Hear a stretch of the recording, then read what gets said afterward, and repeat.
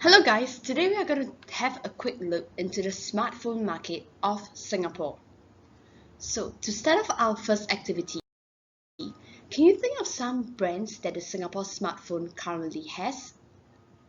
Well, to start off, we have the popular iPhone and Samsung. Not to forget, we also have LG, Sony, and the newest player in the market, Xiaomi.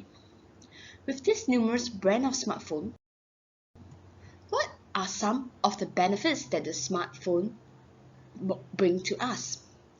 Firstly, it acts as a mini PC allowing us to surf the internet, edit documents, etc.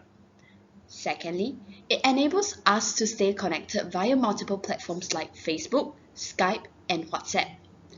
More importantly, it is a device merger as it acts as an e-book, MP3 player, and camera.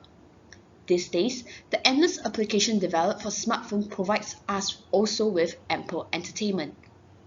But have you ever wondered, what if one day we were to do away with smartphones?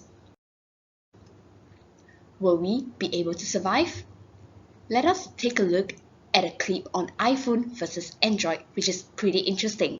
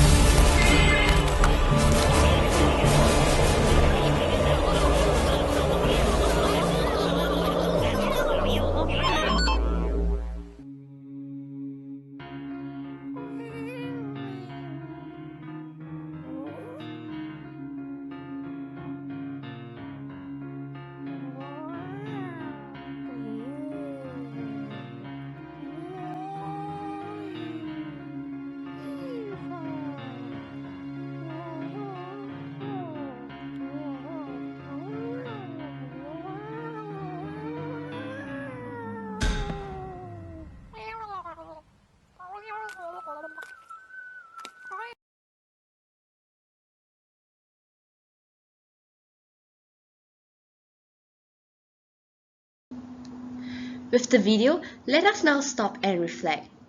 Imagine if instead of an oligopoly, the firms in the smartphone industry actually choose to collude. For example, Apple and Samsung now decided to match each other's price and charge a very high price and make their products very similar. What would have actually happened?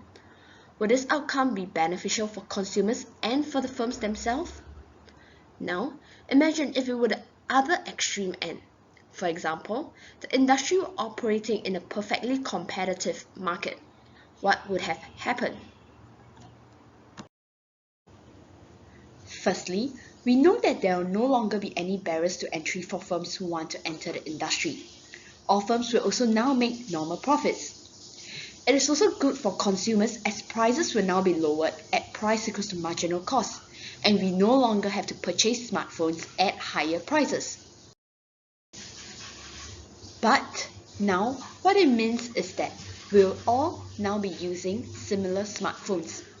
In addition, there will no longer be any new features added to the smartphone as firms now have no incentive to innovate. So the question that we should ask ourselves would be, will there still be the iPhone if the industry were operating as a perfectly competitive market? Would it be desirable for both the firms and consumers for the industry to be in a perfectly competitive market? Before we can answer these questions, we will have to equip ourselves with the relevant tools to determine the desirability of market structure in the real-world industry. Let us now complete the next few missions to check our understanding of the topic. Let's go!